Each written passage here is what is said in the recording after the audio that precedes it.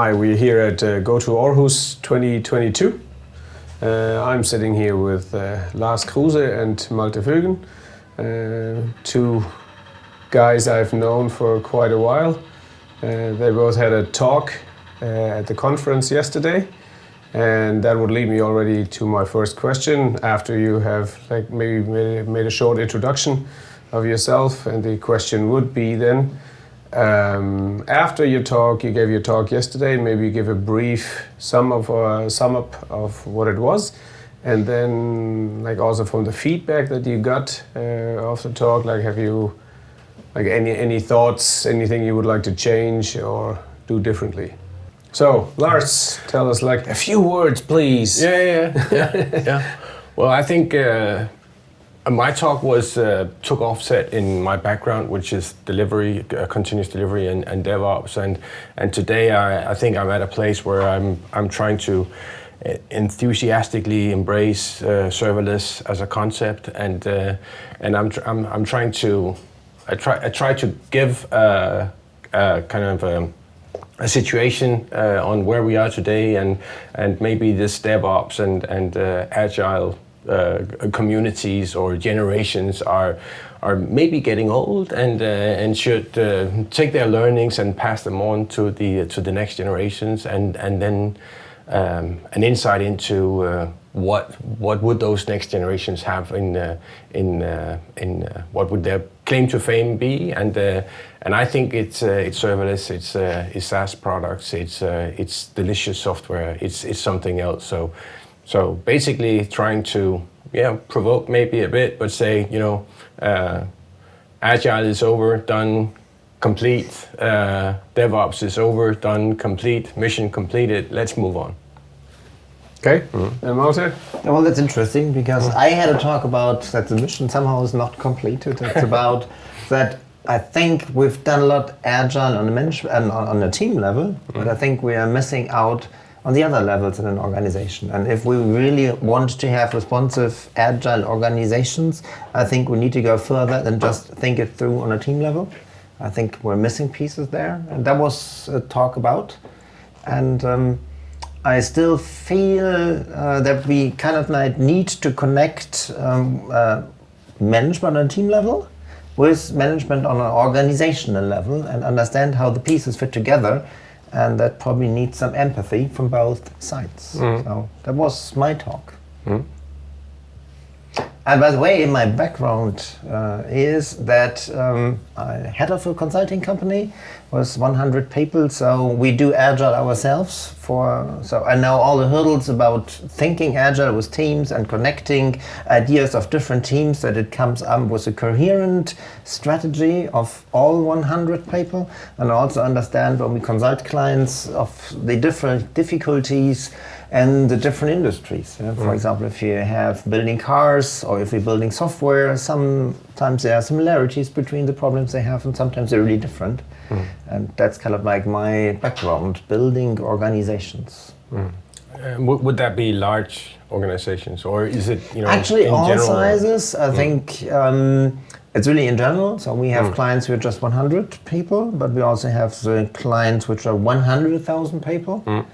And I think the culture grows more rigid the larger the organization becomes, and it becomes more difficult, of course, to address culture and the way an organization works, because with 100,000 people, it's kind of has been established over the last 50 years, and with 100 people, it probably has been established in the last 10 years. Okay, but so it's more fluid, I think, if it's smaller. Yeah, I've been working with large organizations also for quite 2 decades, and it's Agile-ish. Although we didn't go specifically into Agile, I think we called it continuous delivery and DevOps. We were more focused on infrastructure and automating that, but still my impression after having worked for almost 2 decades with large organizations is that it's really difficult to take some of these values that we recognize as Agile or Lean or DevOps and make them scale into these large-sized organizations. I find that really hard, and I'm at the brink of actually calling it and saying, okay, we tried it for a long time, but scaled Agile doesn't work. What is your take on that? I'm still thinking if it will work. I totally understand, because the larger the organizations gets, I think it becomes more, as I said, rigid or stable. I think because with 100,000 people you need to agree on things, and then it takes more time with 100,000 people to agree on different things. So of course they become more stable, and the benefit is maybe that they have broader recognition in the market, so that's the value they get, but they're maybe not that adaptable to the market. So I think the larger they get, the responsiveness becomes harder and harder and harder. So I agree that maybe Agile is not possible for large organizations, but coming from the teams up, maybe just switching it around, coming from the teams, I think we figured that out somehow for the team level, and I think we also have good answers on a level of where we work with several teams. Let's say it's 100, 120 people. I think for those sizes we already do have good answers that have proven to work. But maybe kind of like we think incremental, coming up from, okay, we have understood how it works for a team. No, we have understood from 100. I'm thinking. But does that mean that we can actually have a large organization that could be, thousands of people, and we wouldn't have to talk about scaled Agile at all, because we would just have individually Agile teams. So Agile can work at a team level, and we wouldn't even have to address the problem of scaling Agile, because each individual team would be Agile by itself. Is that what you're saying? Well, I think that when you put like 10 teams together, let's just say for now it's 10 teams, I think when you want that these 10 teams work together on one thing, they need to align somehow. And even if we kind of have independent teams where the base is maybe only the brand, or maybe only some common foundations they believe in, maybe it's just a cultural thing, or maybe it's just knowledge they share, they still share something and need to work on that shared knowledge, that shared basis, which I think is still connecting them somehow.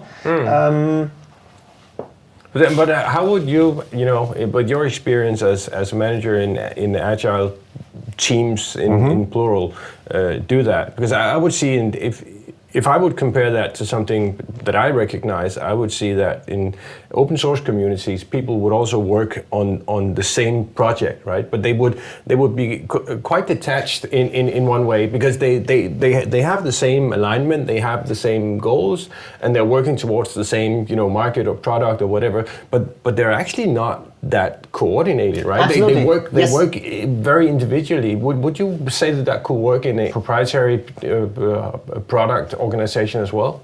Yes, I think that would work, and I think the ultimate goal would be to strive for ultimate independent teams. So I think that's what we should strive for and try to achieve. Would that get buy-in from management in a large, German car organization, or a huge pension fund or whatever? Could you actually get buy-in from that? Don't you think management would run off scared and say, well, who's going to control then? I don't think so. Okay. Because I think on the C level, you can't control the stuff. I think they would readily agree that they can't control anything. And I think if you look at owners, maybe mid-sized companies, 1,000 people or so, I think where you still have private ownership, I think they're very much into their own companies, and they care about that the company really works well. So they're not there managers because they want to earn the money. They probably don't care about that, but they really do care about the people and the product they have and so on, especially in these mid-sized privately owned companies.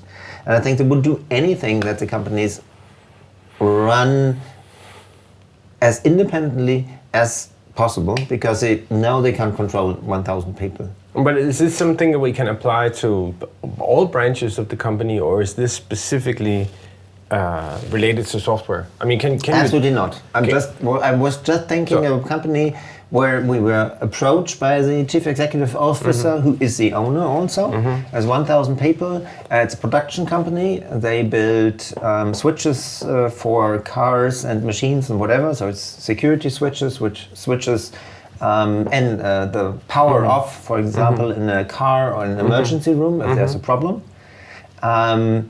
and they use lean techniques in the production side. So for them, agile at the non-production areas of the company was a very natural thing because they immediately recognized the similarities and kind of like understanding, Kanban on the production side and Kanban in the white collar area, that is kind of like the same thinking, and even brought the thinking on the production side closer to the thinking at the white collar part of the organization. And that chief executive really thinks that teams should be as independent as possible. That's what he kind of like says he works for every day. I like the idea, and I also I sometimes use the analogy to Agile, which I find at a management level is very close to OKR, objectives and key results.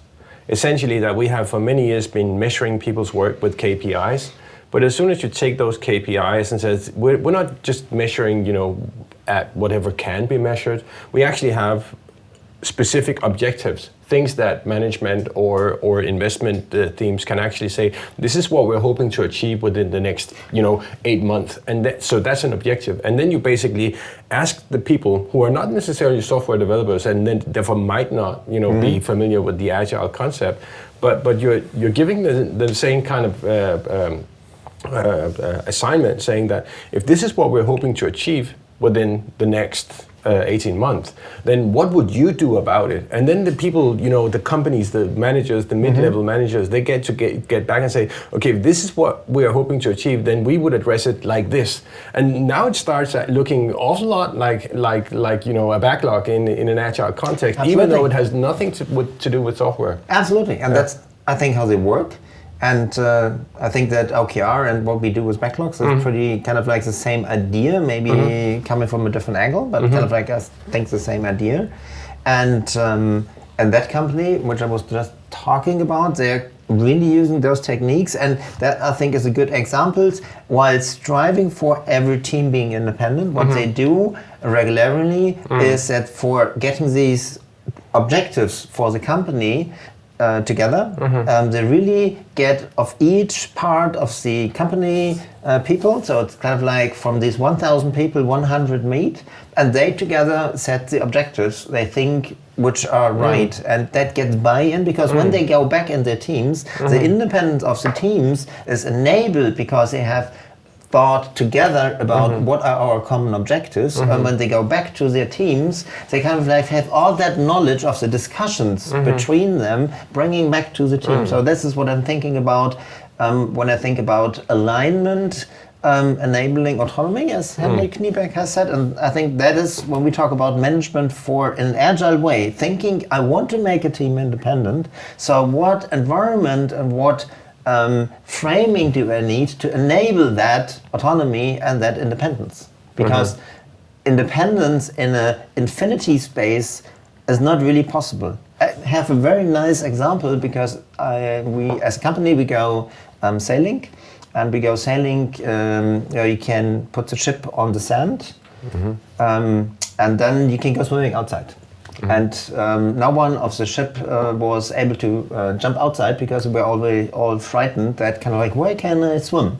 And then the captain just got some tape out, and in the outside in the water, he marked the water that is safe, and everyone was jumping out. And I asked him, well, but it's all shallow here. You can swim everywhere. It's always safe because we're sitting on the ground.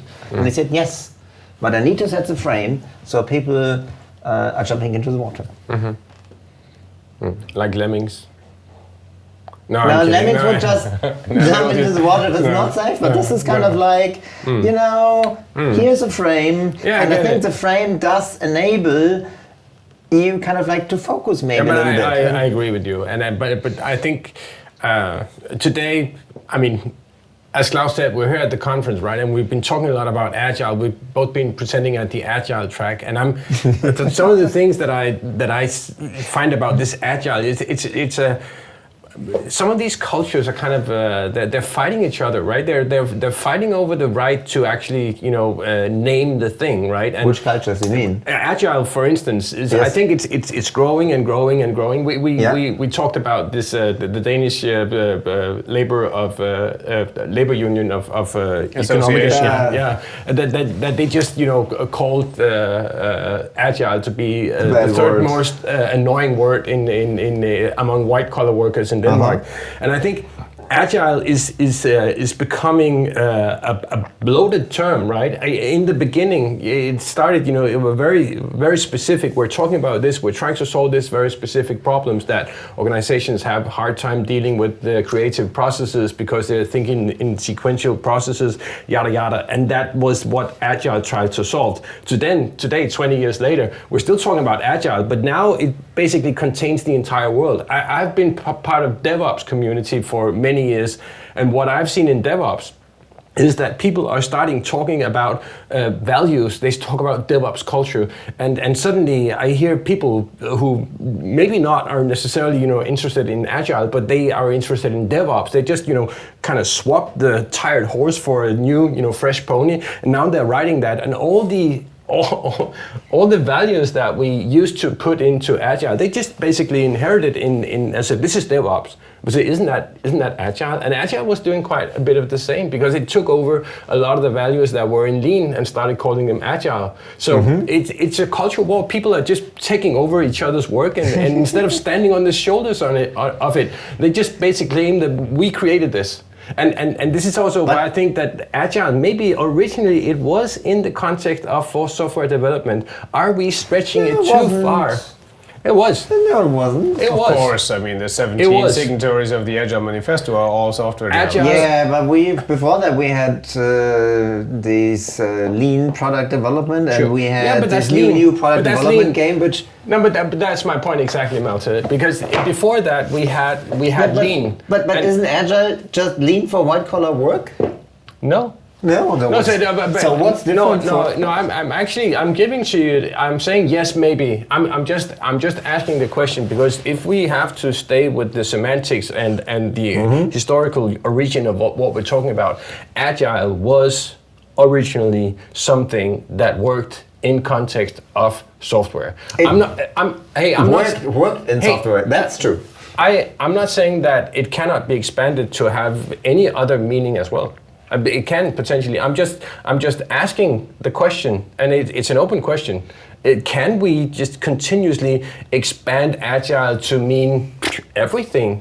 And I'm asking because of this white-collar worker survey that basically called Agile to be the third most annoying word in Danish workplaces among white-collar workers. It gives me some kind of, I'm just worried. Maybe it's a bloated term. Well, it certainly is a bloated term because I think any term that kind of like grows, when we had kind of like lean too much, maybe, then it was probably the word of that time. I think you're totally, and it still was very good ideas, and they weren't limited to production, as we from Agile world can tell. So I think Agile works, and it doesn't come from software. So Agile, I think, is a way of working, and it was very good for software industry because it solved problems we had in the software industry, but I think they have the same problems when they build a car. It's not different from the problems we have in the software world. But I agree with you. For them, just useful too, and just because we use the word because it. I just personally find that these words are important. Maybe just trying to, see, what's what, so that we don't start, falling over each other's feet, basically calling things that are outside their, original meaning, because then anything can, start Absolutely. meaning anything. And this is how we use the language. When we say something, it can kind of, encapsulate abstractions or things. I know exactly what you're saying when you say Agile. I'm thinking back to extreme programming and iterative and incremental. I'm thinking back to this ski resort in Utah in 2001 where 17 celebrity software developers, called it, we invented Agile. That was the original context for Agile. Now it means anything, right? You could even say that OKR, we just agreed OKR is Agile-ish, right? But then everything is contained within Agile. And That would be I very don't like next. that. I don't like that. That would be. I wouldn't like that either. But that's a very good next talk to kind of like define what agile really is. I wouldn't because go think there. I wouldn't go there. So what is want to go agile to there. you guys? If you had to define You have to go agile, what is it? Well, to me, it was a very, very important movement that started back then in late '90s, where people started seeing that software is indeed a creative process. There's a huge amount of complexity in software, and a lot of people saw that it's hard for large-sized organization to deal with that creative process and being productive. And then a handful of people actually came up with some pretty good suggestions to how do we address that specific problem? How do we make room for creative processes in software in large-sized organization? That was a handful of technique, and it was a very important critique of the sequential waterfall-like processes in large organizations. And to me, that's what Agile is. It's good for that. Okay, so we were just on a 30-floor elevator ride, and that's what you told me, and I didn't know anything about Agile. I would step out of the elevator and still don't know anything about it. So you get another chance. At what? What is Agile? I Agile? don't know anything about it, and I'm stepping into an elevator with you. It's like, I've seen you. You're the Agile expert, right? So And we're riding to, let's say, the 10th floor. Okay, perfect. So I would say Agile is a handful of techniques that can be used to fit the creative process that software development is into large-size corporations who inherently think in sequential processes. So it's a way that we can make room for these creative software development processes in large organizations. Okay. Malte? It's interesting. My definition is that it's responsiveness of an organization or a team in a complex world where you have surprises, either technically wise or market wise, and you're able to respond to that in a resilient way. Mm-hmm. So I'll we have a lot of techniques to do that, and I think that resilience and responsiveness applies to software where it was really needed. And now I think hardware, for example, can really learn from that. But I like it. I like it a lot. I like what you're saying. It's just that in my world, this is Agile inheriting a lot of the principles that comes out of Lean, where we're trying basically to we have a problem with the market fit. I mean, Lean was invented by Toyota because they had a hard time struggling with the American car industry. They needed to be far more adaptive, right? Reading the market, switching and heeding the call from the market in a swift and agile way. So this was actually about putting products to the market. But is Lean really that? Isn't Lean much more about like improving processes and efficiency? Well, I think Lean is actually, I think, about being swift in shifting directions and actually reading the customer's voice and heeding the call from the customer's voice. I think that was essentially what they tried to do in Toyota at the time, saying that let's try to adapt what we're doing to what people actually want to buy instead of what we think they want to buy. And in that process, they needed to basically become very swift at what they were doing, because car manufacturing is a rigid process, and a lot of the things that they do actually then came to be about how do we optimize our internal processes so that we can easily switch direction to hit the market. Because I'm not sure that Toyota sees it the same way themselves. They have this single minute exchange of die, which is one of their core stories in Lean. And I think it describes it really, really well. That if you want to adapt to a market, then you have a process inside your factory that takes like weeks to change a die so that you can stop doing Toyota Corollas and start doing Toyota Camrys. And that's going to take you 7 days to make that exchange.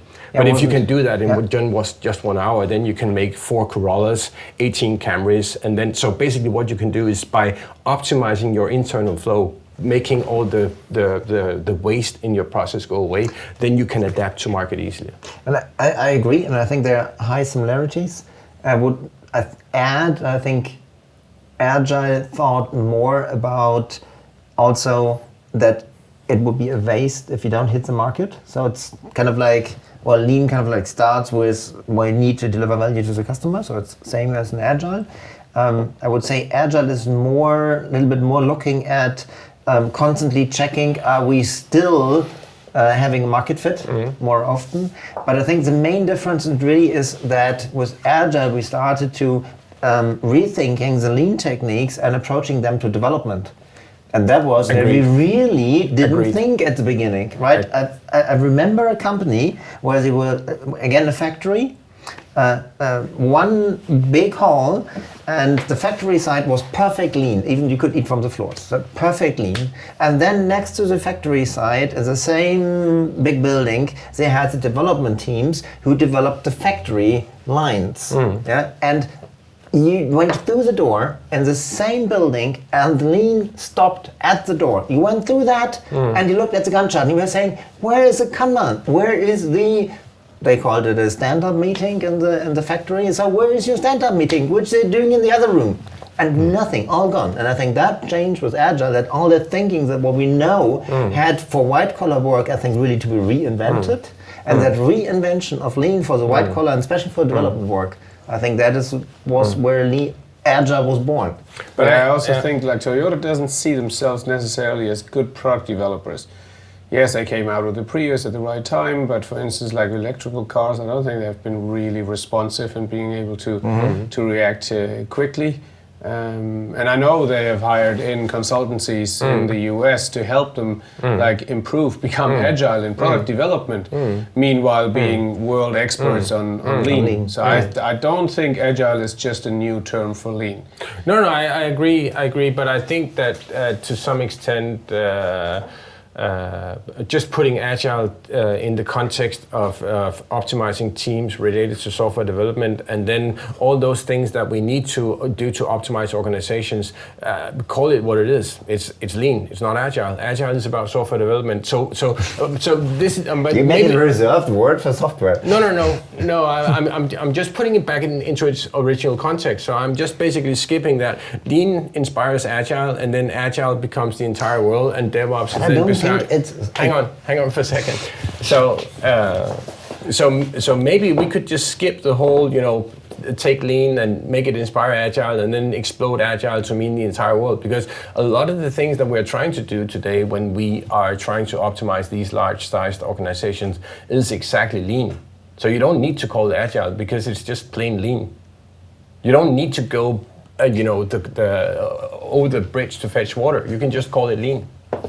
Yeah, but just to do the loop back, I remember probably about 5 or 8 years ago, I was in Denmark and talking to my sister-in-law, and she said like, she's a psychologist, and she was like, they're trying to make everything lean. I think if you did that survey that Jeff did 8 years ago, lean would have been in the top 3. I'm glad that you're bringing up the topic, because I think that you're absolutely right. So I think there's a kind of a tendency that we're just going to wear out these terms, right? Because lean was a wore-out term, and it was bloated, and we had to come up with something else. And then we call it agile, which is now bloated, and we have to let's talk a little bit about that. Right? Why does that happen? Like Agile, for instance, I see is being attached to everything today. Like there's Agile HR, there's Agile Agile procurement, there's Agile project management. I don't know, that's an oxymoron in my world.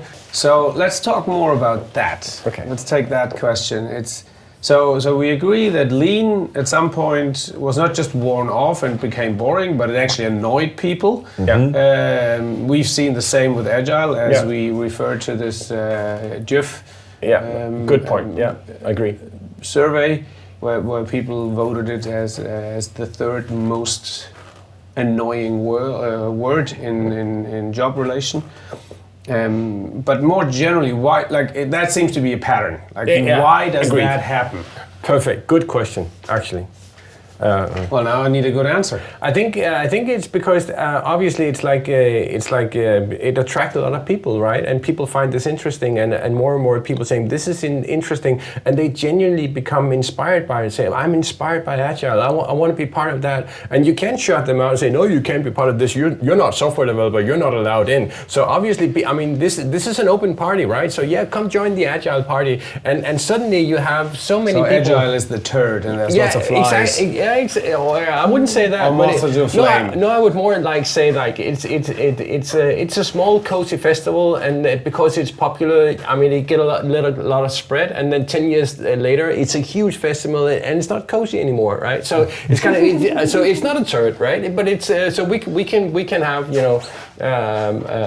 different analogies about it. It's not necessarily a bad thing, but I'm just saying that if we're using that analogy that it's a small cozy festival that just grows so big that it's not small and cozy anymore, it's still good for a lot of people. They still love it. But those people who want small cozy festivals, they will have to abandon that festival and go somewhere else to find another small cozy festival. And I think actually that's what's happening. That's why Lean can still be a big thing and Agile can still be a big thing, but you also need to find the next cozy thing. But I think why the term gets worn out is because when you have a term that you learn is good to say, everyone starts saying it. Yeah, exactly. Even as a totally chaotic project, then it's going to be labeled as Agile. Agile, So it's just a good word. So you put a good word in front of it, and then it starts to be misused.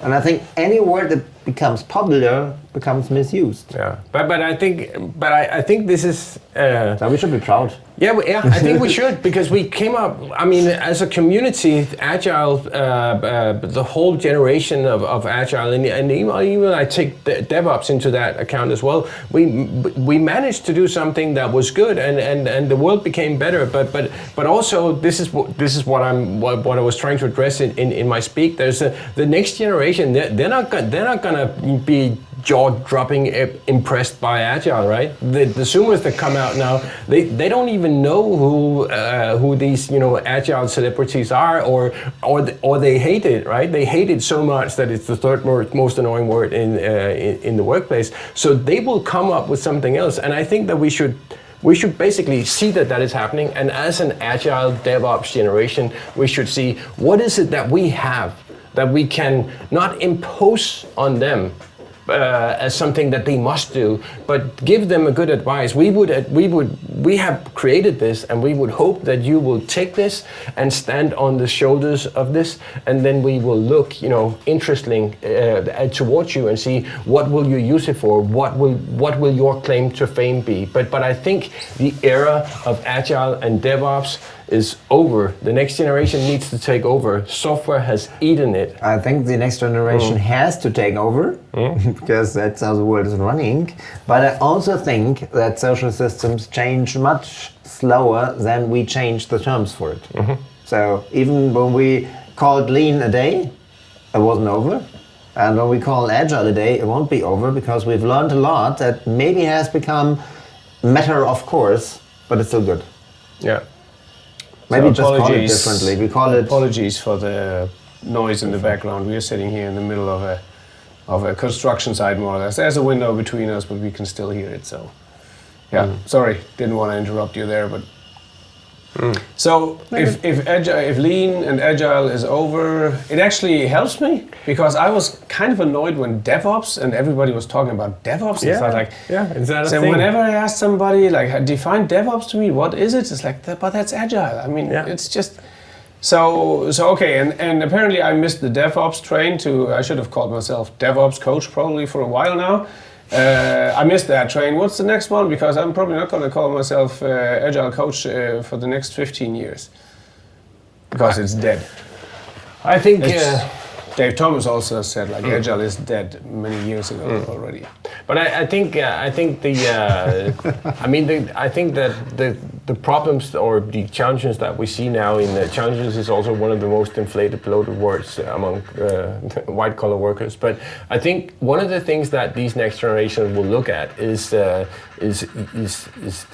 they will get a lot of freedom to utilize all the things that we can now do in software. So they will actually be able to put their eyes on the ball, actually do participatory design, involve the users, make software delicious, and spend much more time than we did. We said that we wanted to have the user input, but we were head buried down in Kubernetes clusters and optimizing organizations. They will actually have the time and the means and the tools to actually go out there and use serverless stacks and basically build software out of no code and low code technologies that will enable them to keep the eye on the ball. Software is supposed to make end users happy, and they can address the end user problem. They don't have to write Kubernetes clusters, setups or whatever. It's gone, it's over. You can just buy that from Google. You don't have to do it yourself.